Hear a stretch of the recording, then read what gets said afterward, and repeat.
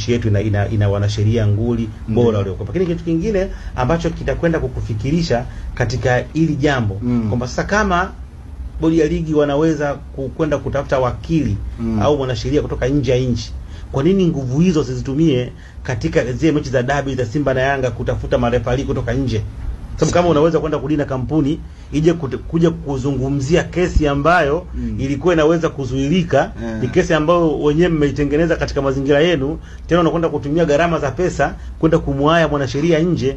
Kumbe hata swala la mechi za Simba na Yanga kuchezwa na marefali kutoka nje inawezekana, isipokuwa tu pengine hawajaona kama hiyo ni sehemu labda wakatoa kipaumbele. Lakini pia kwa ambao nimezipata, wao wameomba kwamba shauri hili liweze kuendeshwa na hao arbitra watatu.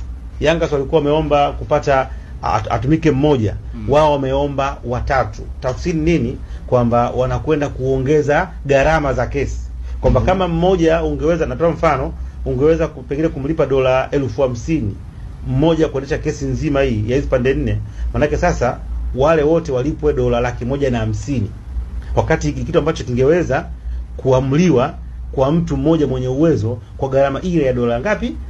50,000. Maana yake wanakwenda excel, wanakwenda kuongeza gharama.